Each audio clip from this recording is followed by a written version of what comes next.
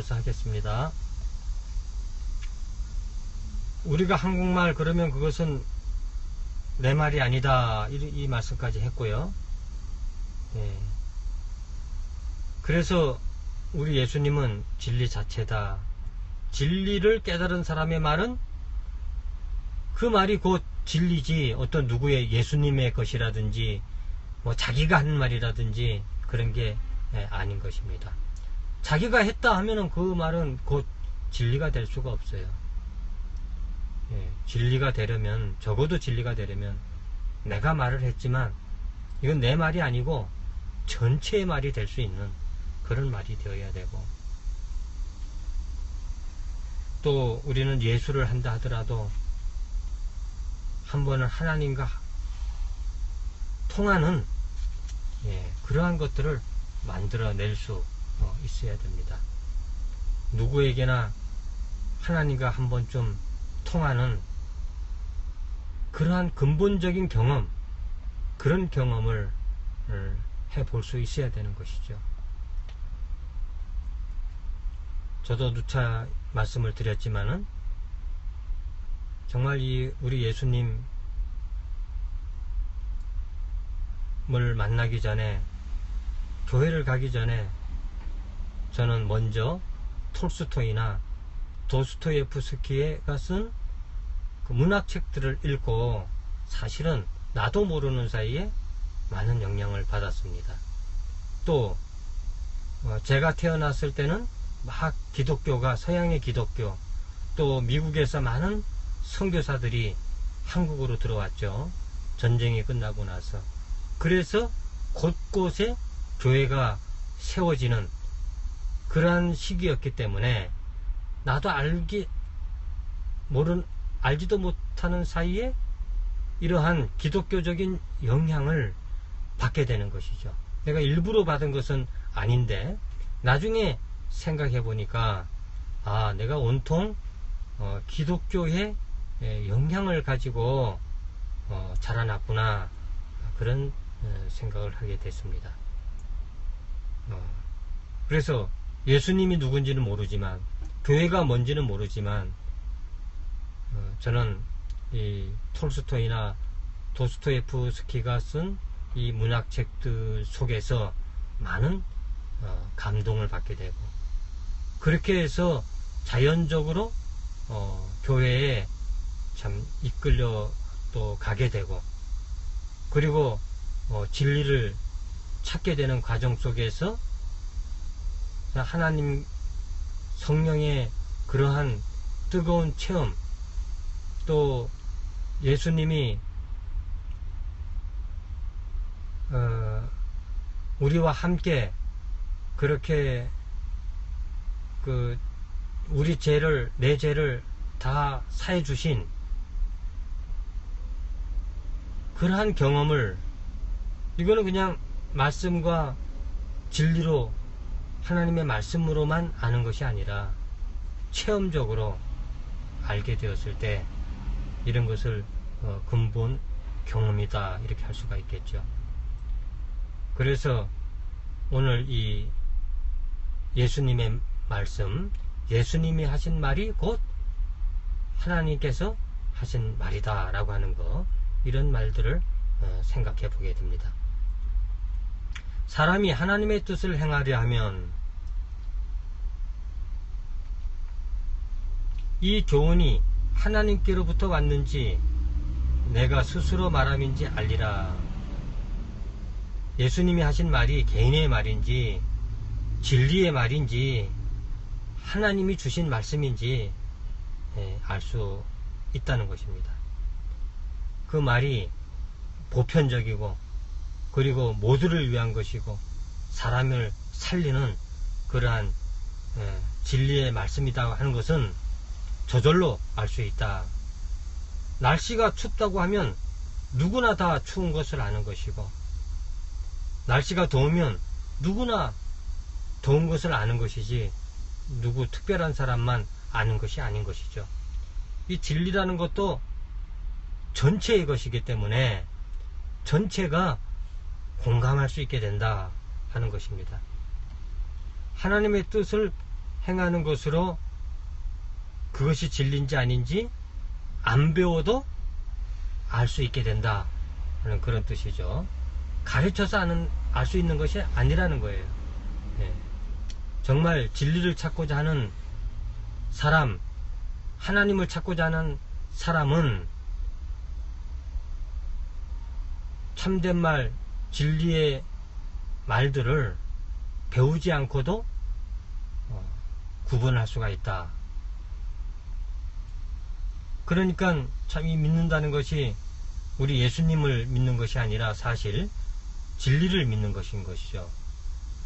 예수님의 말씀이 그대로 진리니까 예수님을 믿는 것이지, 예수님이 개인의 말이라든지 개인적인 그런 언어라면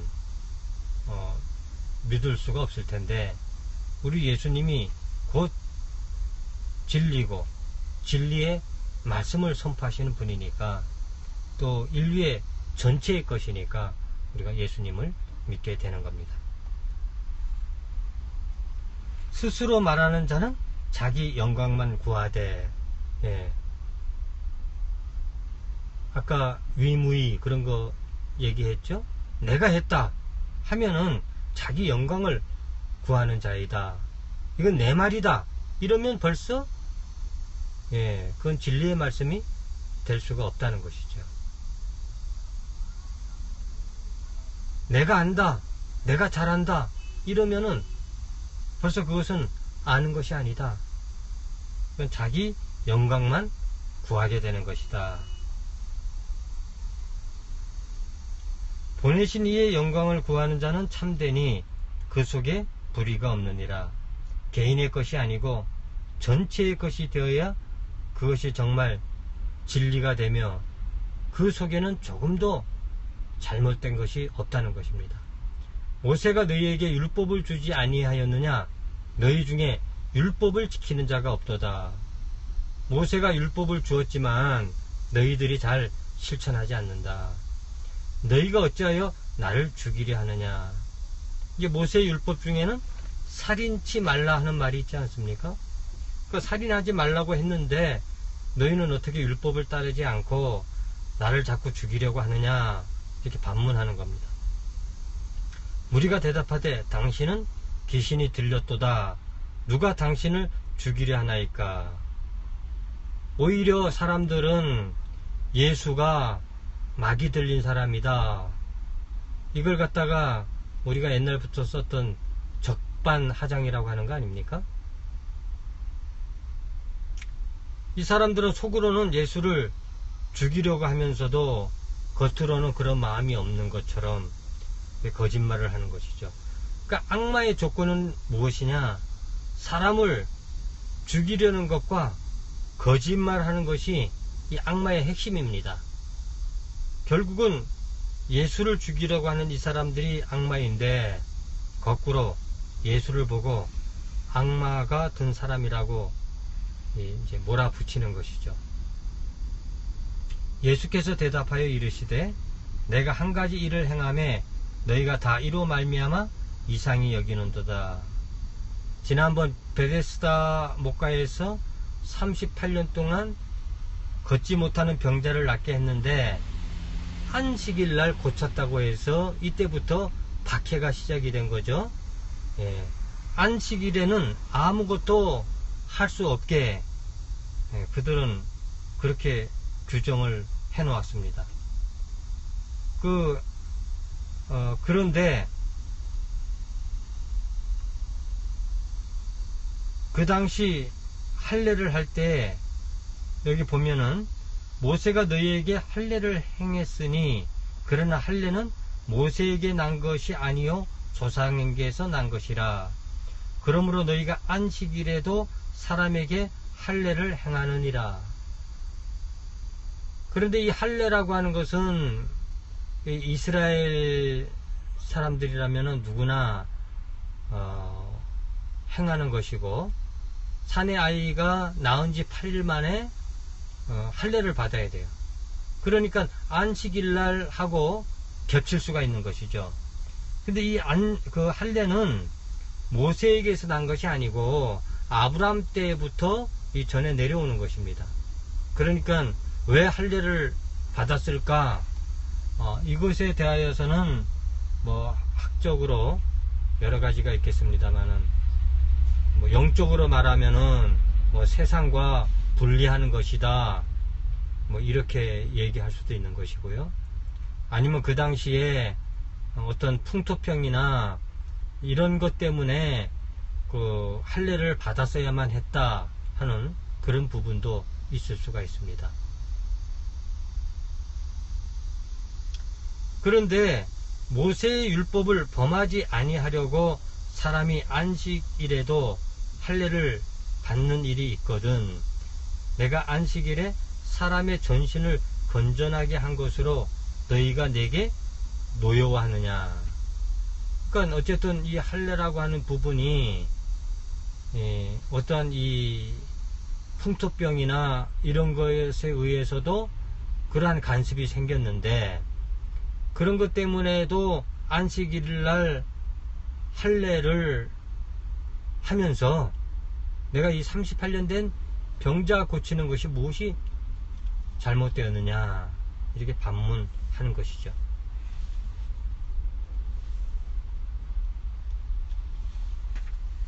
이 역사적으로 보면은 참 이 사람이라고 하는 것은 시야가 참 좁은 것 같아요. 그죠?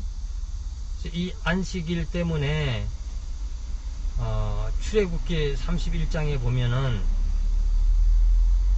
이날 전쟁이 일어났는데, 출애굽기 31장 보면은 안식일 때 지키는 것을 잘 말하고 있어요.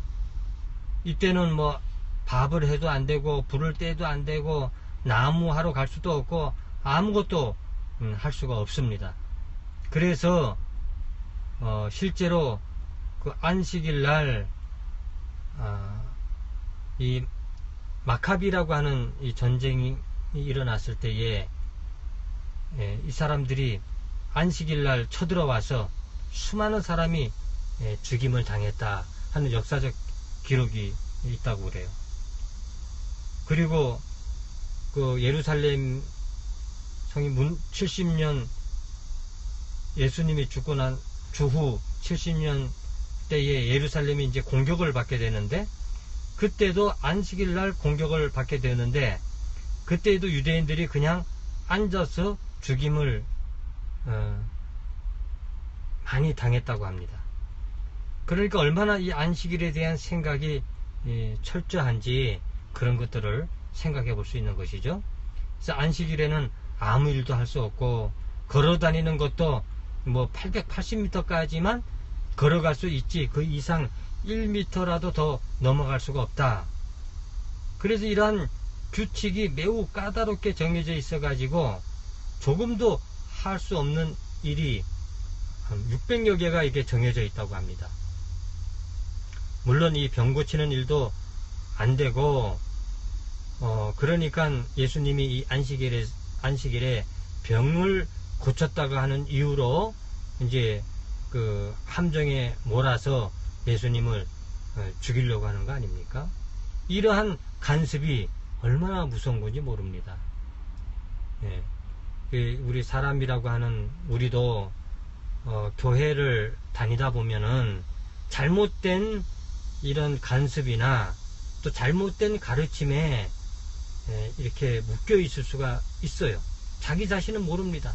이 사람들도 막 안식일 날 막 전쟁이 일어났음에도 불구하고 앉아서 죽는 거 아닙니까? 이렇게 사람 시야라고 하는 것은 정말 좁을 수가 있어요.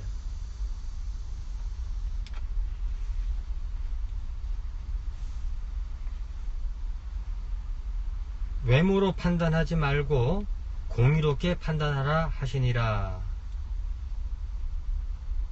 그래서 정말로 바로 판단하려면 바르게 행할 수 있게 되어야 하는데, 겉으로만 알아가지고서는 진실된 인생을 살지 못한다.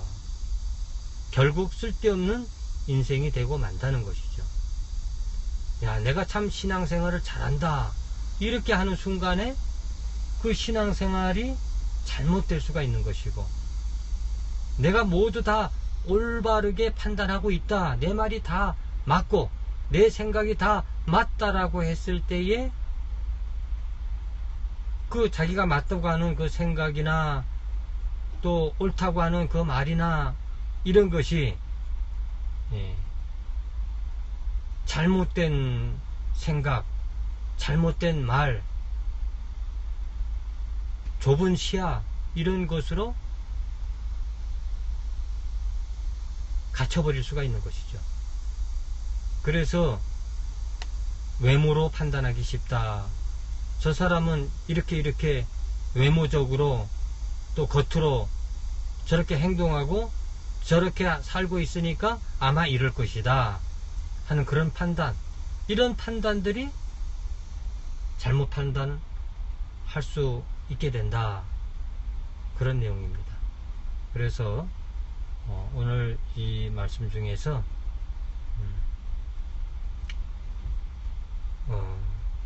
예수님이 하신 말씀은 곧 하나님이 하신 말씀이다. 그래서 우리 그리스도인들도 작은 소화, 그죠? 자아라고 하는 소화, 이 소화를 없애고 무아가 되어야 되겠죠.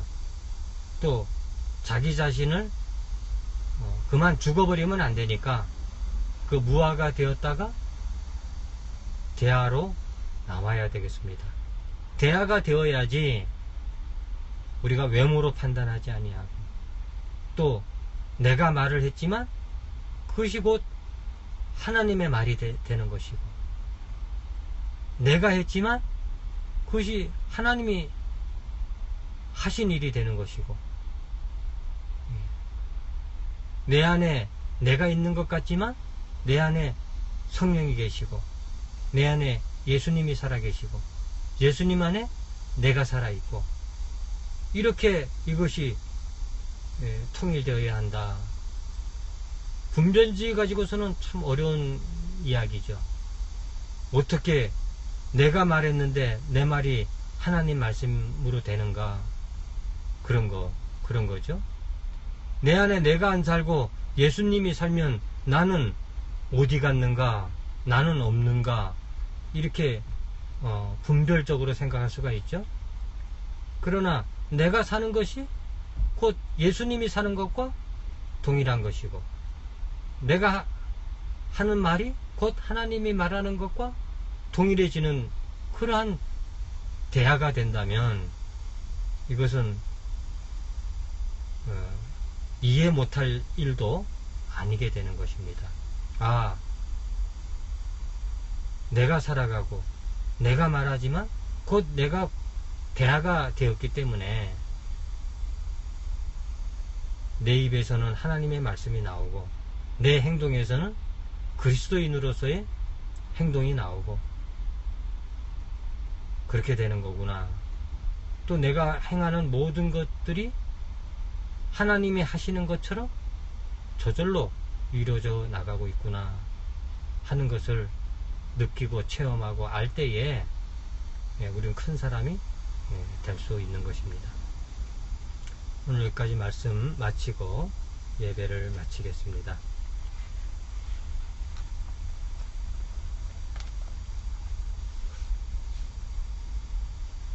고마우신 아버지 하나님, 오늘 예수님께서는 참 회당에서 가르치시고 또 많은 사람들과, 주변에 모인 사람들과 얘기를 나누고 있습니다. 이 나누는 말씀 속에서 우리에게 귀한 진리의 말씀이 되게 하시고 깨닫는 마음 있게 하여 주시고, 우리도 소아로 머물러 있는 것이 아니고, 그리고 우리의 자아가 죽어 아주 없어지는 허무한 내가 되는 것이 아니고, 참 대아가 되어서 내가 하는 말이 곧 하나님 말씀이 되고, 내가 하는 행동이 그리스도의 행동이 되어지고, 내가 이루어지는 일들이 하나님이 이루어지는 것처럼 될 수 있게 하나님 도와주시고 인도해 주옵소서. 귀한 말씀 주신 것을 감사하며 예수님의 이름으로 기도했습니다. 아멘. 오늘 여기까지 말씀을 보았습니다. 그러면은 또 다음 주에 만날 때까지 안녕히 계십시오.